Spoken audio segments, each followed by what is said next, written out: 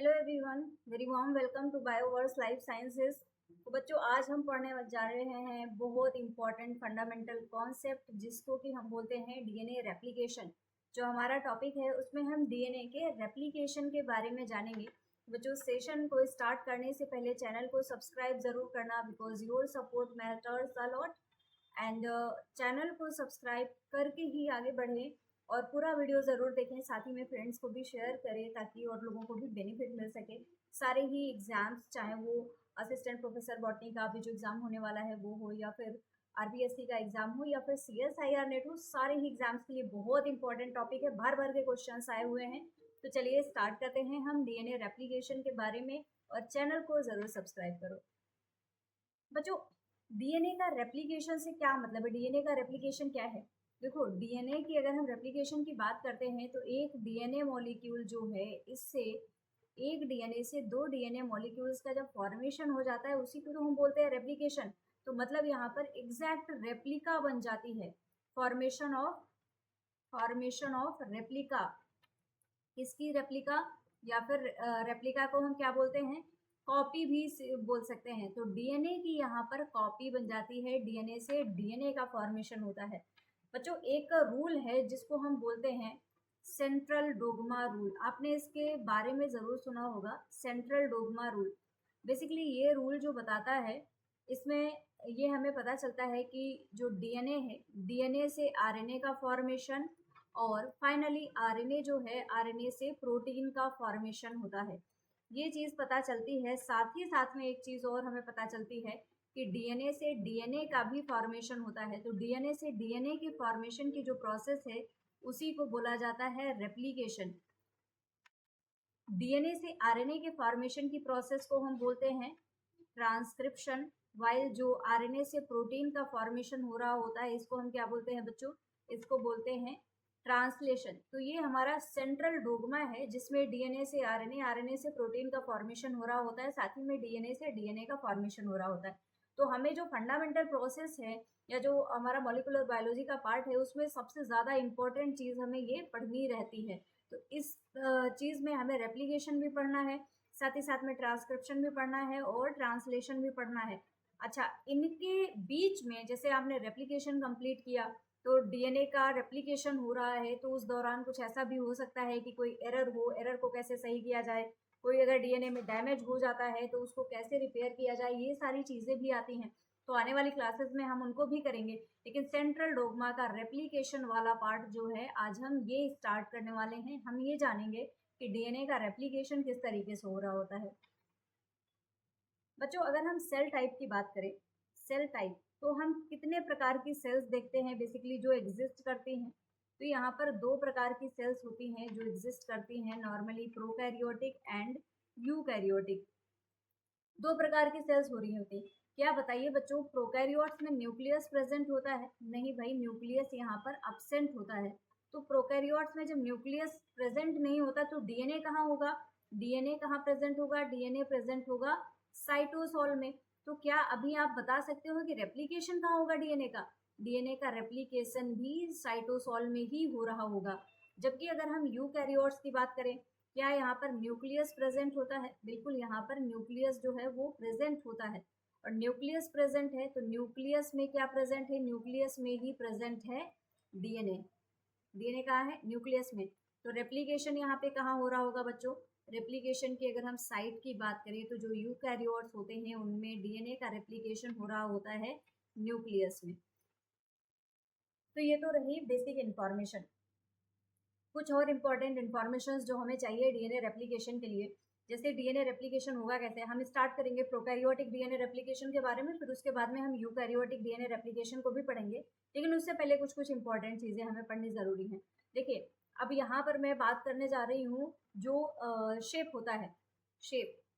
तो क्या आप बता सकते हो बच्चों, प्रोकैरियोट्स में किस तरीके का डीएनए देखने को मिलता है? अगर हम प्रोकैरियोट्स की बात करें तो प्रोकैरियोट्स में डीएनए कैसा होता है?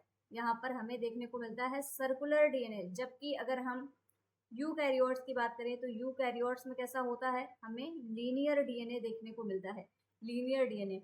तो अब यहाँ पर सर्कुलर डीएनए है, कुछ इस तरीके से डीएनए प्रेजेंट है। तो यहाँ पर बच्चों रेप्लिकेशन जो होगा, जैसे डबल स्ट्रैंडेड सर्कुलर डीएनए है तो कहीं ना कहीं से रेप्लिकेशन स्टार्ट होगा। रेप्लिकेशन स्टार्ट होगा तो यहीं से ये चीज ओपन हो जाएगी, है ना, यहाँ से ये ओपन हो जाएगा, कुछ इस तरीके से सर्कल का फॉर्मेशन हो जाएगा। तो ये जो चीज ओपन हो गई, अब यहाँ पे इस तरीके से रेप्लिकेशन होगा। तो क्या कुछ ये स्ट्रक्चर बच्चों ऐसे थीटा की तरह नहीं लग रहा है? तो थीटा की तरह लग रहा है, इसलिए यहाँ पर जो रेप्लिकेशन होता है उसको हम बोलते हैं थीटा रेप्लिकेशन, क्योंकि सर्कुलर डीएनए मॉलिक्यूल है। हालांकि जब हम इसको पढ़ते हैं तो डायरेक्टली हम लीनियर के फॉर्म में बना लेते हैं, बट एग्जैक्टली वो लीनियर नहीं होता है, वो सर्कुलर फॉर्म में होता है। लीनियर हमें कहाँ देखने को मिलता है? यूकैरियोट्स में। चलो, ये तो रही बेसिक इन्फॉर्मेशन जो हमें पढ़नी थी डीएनए रेप्लिकेशन को स्टार्ट करने से पहले। चलो अब बच्चों स्टार्ट करते हैं रेप्लिकेशन को, और वो भी हम पढ़ने वाले हैं रेप्लिकेशन इन प्रोकैरियोट से स्टार्टिंग होगी हमारी रेप्लिकेशन। जब भी रेप्लिकेशन की बात आएगी मतलब हम डीएनए से डीएनए को ही बनाने जा रहे हैं। रेप्लिकेशन इन प्रोकैरियोट्स, जो प्रोकैरियोट्स हैं उनमें रेप्लिकेशन किस तरीके से हो रहा होगा ये हम देखने वाले हैं। तो पहली चीज मैंने आपको बता दिया कि रेप्लिकेशन का टाइप कौन सा है। थीटा रेप्लिकेशन यहाँ पे देखने को मिलता है, क्योंकि होता क्या है, इनके पास में सर्कुलर डीएनए प्रेजेंट होता है। तो डीएनए कैसा है? सर्कुलर। सर्कुलर के अलावा बच्चों डबल स्ट्रैंडेड है या single stranded? Double stranded DNA यहाँ पर प्रेजेंट होता है प्रोकैरियोट्स में। अच्छा, रेप्लिकेशन की साइट कहाँ है? रेप्लिकेशन हो रहा होगा साइटोसोल। साइटोसोल में रेप्लिकेशन होता है। प्रोकैरियोटिक डीएनए की अगर हम बात करें बच्चों, तो जब भी कहीं पे रेप्लिकेशन हो रहा होता है तो यहाँ पर होती है एक स्टार्ट साइट। तो अगर उस स्टार्ट साइट की बात करूं कि प्रोकैरियोट्स में स्टार्ट साइट क्या होती है, बेसिकली स्टार्ट साइट को बोला जाता है ओरिजिन ऑफ रेप्लिकेशन। इसको हम बोलते हैं ORIC। ये क्या है? ओरिजिन ऑफ रेप्लिकेशन, जहां से रेप्लिकेशन स्टार्ट होगा, इसको हम ओरिजिन ऑफ रेप्लिकेशन बोलते हैं। ओरिजिन ऑफ रेप्लिकेशन क्या है? बेसिकली सीक्वेंस ही है, लगभग आप बोल सकते हो लगभग 245 बेस पेयर का ये एक सीक्वेंस है, जहां पर बहुत सारे कंजर्व्ड सीक्वेंसेस प्रेजेंट। जो ये जो 245 बेस पेयर्स हैं, दीज आर कंजर्व्ड सीक्वेंसेस। ये होते हैं कंजर्व्ड सीक्वेंसेस। अब कंजर्व्ड का मतलब है कि कुछ स्पेसिफिक चीज यहाँ पर कंजर्व होगी, कंजर्व्ड सीक्वेंसेस। तो बच्चों यहाँ पर कंजर्व्ड डोमेन कौन सा है? अगर हम इसकी बात करें तो यहाँ पर दो कंजर्व्ड डोमेन हमें ओरिजिन ऑफ रेप्लिकेशन में देखने को मिलते हैं, जिनको कि हम बोलते हैं 9 मर and 13 mer. These are conserved sequences. और इन कंजर्व्ड सीक्वेंसेस के बारे में और अगर हम खास बात करें, so these are 80 rich regions. 80 rich मतलब एडेनिन और थाइमिन प्रेजेंट होगा। देखो बच्चों, ओरिजिन ऑफ रेप्लिकेशन मतलब यहाँ से बॉन्ड को ब्रेक करना स्टार्ट करना है, ठीक है, ये पॉइंट है, यहाँ से आपको ब्रेकिंग स्टार्ट करनी है। अब अगर ग्वानिन और साइटोसिन को ले लो, ट्रिपल बॉन्ड से जुड़े हुए होते हैं, इनको अगर ब्रेक करना होगा तो बहुत ज्यादा एनर्जी लगेगी, इसीलिए यहाँ पर यूटिलाइजेशन होता है एडेनिन और थाइमिन, जो कि डबल बॉन्ड से जुड़ते हैं और इनको ब्रेक करना थोड़ा सा आसान होता है। तो ओरिजिन को जब यहाँ से स्टार्ट करना है, रेप्लिकेशन को यहाँ से स्टार्ट करना है, तो अगर 80 रिच रीजन होगा तो इसको इजिली ब्रेक किया जा सकता है। इसीलिए ये जो ओरिजिन ऑफ रेप्लिकेशन होती है, दिस इज 80 रिच सीक्वेंस। अच्छा, अब ये जो ओरिजिन ऑफ रेप्लिकेशन होती है बच्चों, कितनी ओरिजिन ऑफ रेप्लिकेशन प्रेजेंट होती है? तो सीधे प्रोकैरियोट्स में सिर्फ एक ही ओरिजिन ऑफ रेप्लिकेशन प्रेजेंट होती है, जिसकी वजह से बच्चों इनको बोला जाता है मोनोरेप्लिकॉनिक। मोनोरेप्लिकॉनिक, क्योंकि सिर्फ एक ही यहाँ पर ओरिजिन ऑफ रेप्लिकेशन प्रेजेंट है। ओके, अच्छा ये बात हो गई। अब ये बताइए, यहाँ पे जो रेप्लिकेशन हो रहा होता है वो कैसा होगा? क्या दोनों ही स्ट्रैंड्स जो है वो कंजर्व रहेंगे? बच्चों, दोनों ही स्ट्रैंड्स कंजर्व नहीं होते हैं। डीएनए का जो रेप्लिकेशन हो रहा होता है वो होता है सेमी कंजर्वेटिव टाइप का। सेमी कंजर्वेटिव, जिसको प्रूव किसने किया था? मिसेल्सन एंड सथल ने प्रूव किया था कि जो रेप्लिकेशन होता है वो सेमी कंजर्वेटिव नेचर का होता है। मतलब एक यहाँ पर डीएनए का स्ट्रैंड है वो प्रिजर्व रहेगा, कंजर्व रहेगा, और दूसरा जो है वो नया सिंथेसाइज हो जाएगा। दूसरी बात अगर हम बात करें, जो रेप्लिकेशन की डायरेक्शन हो रही होती है, तो डायरेक्शन कैसी होगी? किस डायरेक्शन में रेप्लिकेशन हो रहा होगा? तो कभी आपने रेप्लिकेशन की प्रोसेस देखी है बच्चों? जैसे कि अगर हम ऐसे बना देते हैं, दो स्ट्रैंड्स बना लेते हैं, तो यहाँ पर रेप्लिकेशन हम ऐसे दिखा रहे होते हैं, है ना, एक स्ट्रैंड से दो स्ट्रैंड, जैसे मैंने ये लीनियर फॉर्म में बताया, क्योंकि हम सर्कुलर फॉर्म में डायरेक्टली पढ़ नहीं सकते, थोड़ा सा डिफिकल्ट हो जाएगा। ऐसे ही अगर मैं यहाँ पर आपको सर्कुलर बना के भी दिखाती हूँ, ऐसे यहाँ पर रेप्लिकेशन बबल का फॉर्मेशन हो जाता है। ठीक है, अब ये जो रेप्लिकेशन बबल है, यहाँ पे सिंथेसिस कैसे हो रही होगी, जैसे ये ओरिजिन ऑफ रेप्लिकेशन है हमारी, और यहाँ से ही नए स्ट्रैंड की सिंथेसिस स्टार्ट हुई। ये है 5 प्राइम टू 3 प्राइम, और ये है 3 प्राइम टू 5 प्राइम, दो स्ट्रैंड है। अब इसको यहाँ पर क्या मिलेगा, जो भी सिंथेसिस हो रही होगी वो 5 प्राइम टू 3 प्राइम डायरेक्शन में हो रही होगी। तो यहाँ पर सिंथेसिस हमें देखने को मिलेगी। अगर मैं इसको हटा देती हूँ, यहाँ पर सिंथेसिस किस तरीके से हो रही होगी, एक स्ट्रैंड की सिंथेसिस कुछ इस तरीके से हो रही होगी और दूसरे की इस तरीके से। तो क्या यहाँ पर एक ही डायरेक्शन में सिंथेसिस हो रही है? नहीं बच्चों, एक ही डायरेक्शन में नहीं हो रही है, यहाँ पर सिंथेसिस जो हो रही है वो दो डायरेक्शन में हो रही है। तो इसीलिए ये जो डायरेक्शन होती है इसको बोला जाता है बाई डायरेक्शनल। जो रेप्लीकेशन हो रहा होता है ये होता है बाई डायरेक्शनल, क्योंकि दोनों ही डायरेक्शन में ये रेप्लीकेशन हो रहा होता है, बाई डायरेक्शनल। ठीक है, अब ये बात हो गई। साथ ही साथ में बच्चों यहाँ पर होता क्या है, एक स्ट्रैंड पे जो बाई डायरेक्शनल सिंथेसिस हो रही है, एक स्ट्रैंड है इस पे डायरेक्ट सिंथेसिस हो रही होती है, दूसरे स्ट्रैंड पे डायरेक्ट सिंथेसिस नहीं हो रही होती है। जैसे कि मैं यहाँ पर इस स्ट्रैंड की अगर बात करूँ तो बच्चों होता क्या है, ये स्ट्रैंड पे ऐसे छोटे छोटे से फ्रेगमेंट्स के फॉर्म में सिंथेसिस हो रही होगी, कुछ इस तरीके से। यहाँ पर ऐसे सिंथेसिस हो रही होगी छोटे छोटे से फ्रेगमेंट्स के फॉर्म में, क्योंकि एक होता है लीडिंग स्ट्रैंड और एक होता है लैगिंग स्ट्रैंड। तो जो लैगिंग स्ट्रैंड होता है वहां पर होती है डिसकंटिन्यूअस सिंथेसिस और दूसरे पे होती है कंटिन्यूअस सिंथेसिस। तो बाई डायरेक्शनल में यहाँ पर होगा, एक होगा लीडिंग स्ट्रैंड, लीडिंग स्ट्रैंड, और लीडिंग स्ट्रैंड पे सिंथेसिस कैसी होगी, लीडिंग स्ट्रैंड पे होगी बच्चों कंटिन्यूअस सिंथेसिस, यहाँ पर होगी कंटिन्यूअस सिंथेसिस। जबकि जो दूसरा स्ट्रैंड होगा जिसको कि हम बोलते हैं लैगिंग स्ट्रैंड, लैगिंग स्ट्रैंड जो होता है बच्चों, लैगिंग स्ट्रैंड पे होती है डिसकंटिन्यूअस सिंथेसिस।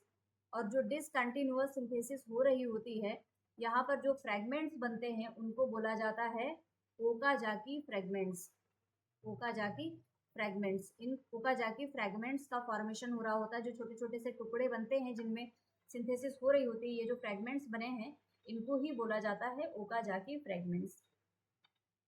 ओके, अच्छा ये बात हुई। इसके अलावा अगर हम बात करें, जो नेचर है सेमी कंजर्वेटिव है, ये हमने जान लिया, डायरेक्शन है इनकी बाई डायरेक्शनल।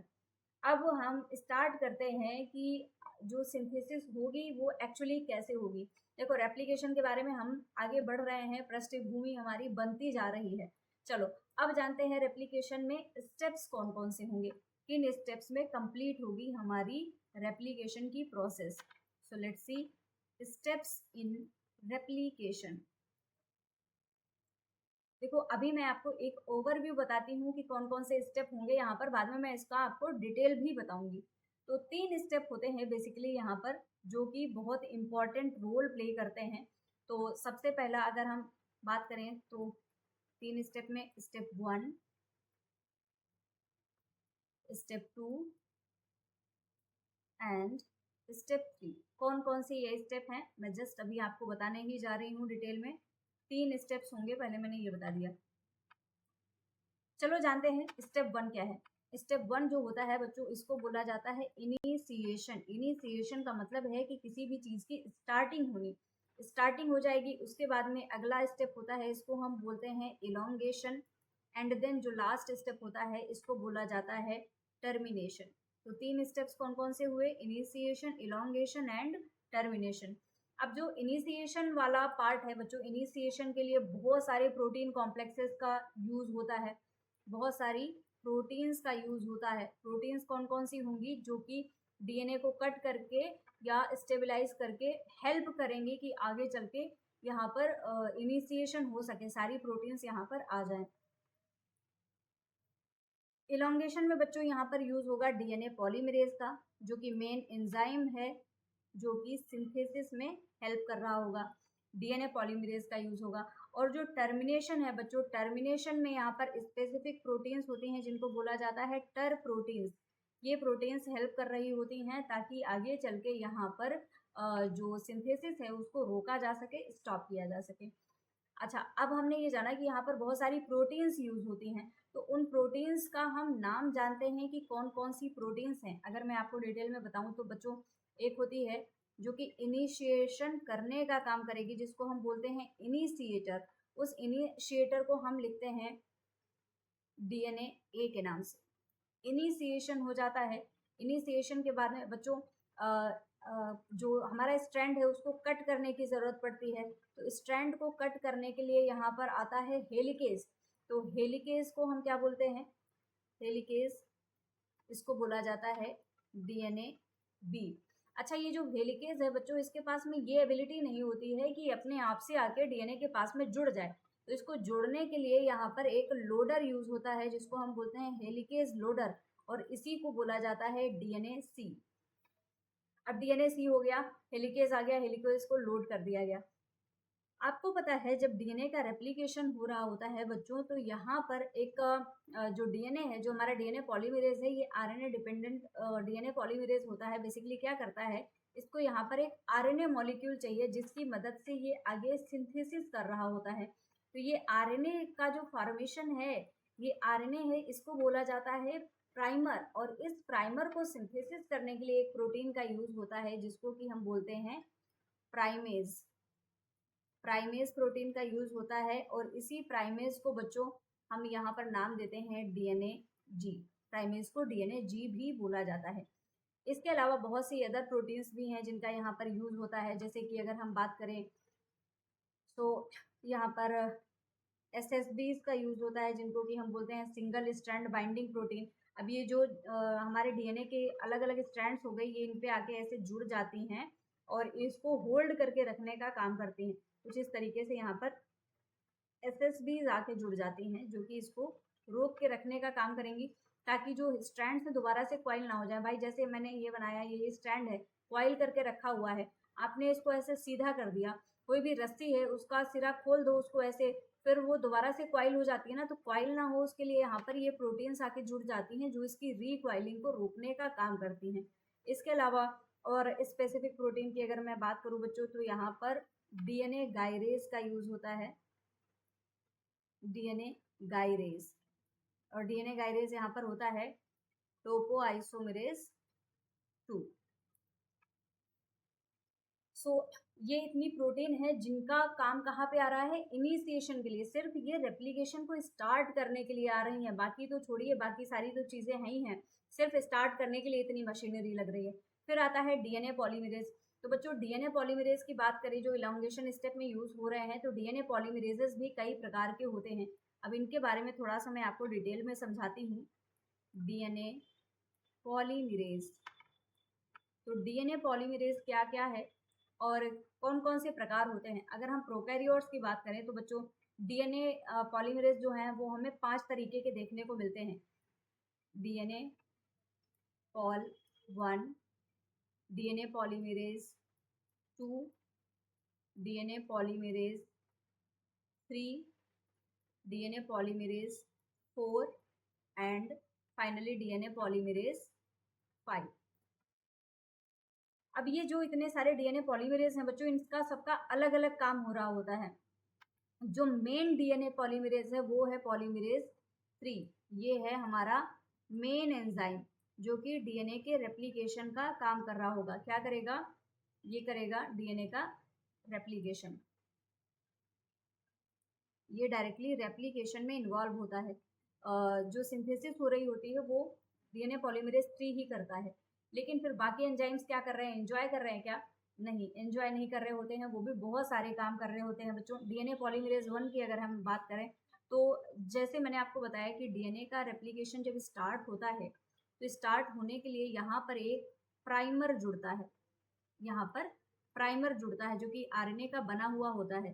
तो इस प्राइमर को रिमूव करने का काम जो कर रहा होता है वो कौन करेगा? DNA polymerase 1। तो ये क्या कर रहा है? प्राइमर रिमूवल, प्राइमर को रिमूव करने का काम कर रहा है। साथ ही साथ में प्राइमर को रिमूव तो करेगा ही करेगा। अब यहाँ से जैसे हमारा डीएनए सिंथेसाइज हो गया था, ये हमारा डीएनए बन गया, इतना पार्ट आरएनए का था, प्राइमर का था। अब उसने आके इस प्राइमर को रिमूव कर दिया। प्राइमर को रिमूव करने की वजह से क्या है, यहाँ पे कोई गैप का फॉर्मेशन हो गया, बिल्कुल यहाँ पर बन गया गैप। तो ये जो गैप बन गया है, इस गैप को फिल करने का काम भी डीएनए पॉलीमरेज ही करता है। तो primer removal and gap filling, ये काम किसके हैं? ये दोनों ही काम है डीएनए पॉलीमरेज बन के। अच्छा, पॉलीमरेज 2 की बात करें। पॉलीमरेज 2 क्या होता है बच्चों, जैसे जब डीएनए का रेप्लिकेशन हो रहा होता है, उस दौरान ऐसा भी तो हो सकता है कि कहीं पे डीएनए में कोई डैमेज आ जाए, तो उस डैमेज को रिपेयर करने का काम भी तो यही पॉलीमरेजेस भी करते हैं। तो बच्चों यहाँ पर जो बेस एक्सीजन रिपेयर होता है, वो काम कर रहा होता है DNA polymerase 2, base excision repair, इसको हम BER लिखते हैं शॉर्ट में। तो बेस एक्सीजन रिपेयर का काम करेगा। इसके बारे में डिटेल में हम पढ़ेंगे जब हम डीएनए डैमेज और रिपेयर के बारे में जानेंगे। पॉलीमरेज 4 की अगर हम बात करें या पॉलीमरेज 5 की बात करें, तो बच्चों ये दोनों ही जो एंजाइम्स हैं वो डीएनए के रिपेयर में यूज होते हैं। डीएनए में अगर कोई डैमेज आ गया है, तो उस डैमेज को रिपेयर करने के लिए ये दोनों ही जो पॉलीमरेजेस हैं उनका यूज होता है।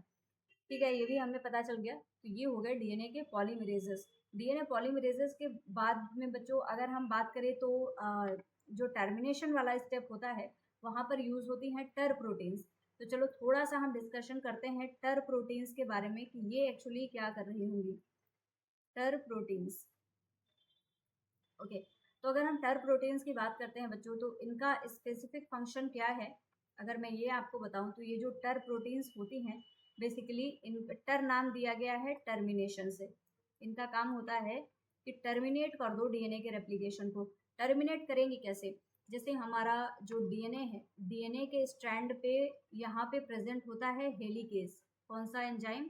हेलिकेज। अच्छा, हेलिकेज का क्या काम है कि ये स्ट्रैंड को ओपन करता जाएगा, ओपन करता जाएगा, और जितना ही स्ट्रैंड ओपन होता जाएगा उतनी ही यहाँ पर होती जाएगी डीएनए की सिंथेसिस। तो अब इसको तो रोको भाई किसी भी तरीके से, ये जाके सिंथेसिस ही कराता हुआ जा रहा है। तो ये जो टर प्रोटीन्स आती हैं, इस हेलिकेज को रोक देती हैं। टर प्रोटीन्स क्या करती हैं? टर्मिनेशन ऑफ हेलिकेज, हेलिकेज का ही टर्मिनेशन कर देंगी। अगर हेलिकेज का टर्मिनेशन हो गया तो ये आगे नहीं बढ़ पाएगी। साथ ही साथ में यहाँ पर यूज होता है टोपोआइसोमेरेज का, और साथ ही साथ में डीएनए लाइगेज का, क्योंकि ये स्टॉप हो जाएगा, जो छोटा सा गैप बचेगा उसको फिल भी करना होगा। तो पूरा गैप, वैसे गैप फिलिंग का काम करता है पॉलीमरेज 1, क्योंकि ये सिंथेसिस करेगा, लेकिन जो लास्ट वाला प्राइमर होता है उसको रिमूव करने के लिए यहाँ पर यूज होता है डीएनए लाइगेज, जो कि गैप फिलिंग के लिए काम कर रहा होगा। तो ये तो रहे बेसिक स्टेप्स की एक्चुअली हो क्या क्या रहा होगा, ये हमने जाना। चलिए नेक्स्ट अब हम देखेंगे कि जो एक्चुअल रेप्लिकेशन है वो किस तरीके से हो रहा होगा, उसमें कौन कौन सा इम्पोर्टेंट रोल प्ले कर रहा होगा।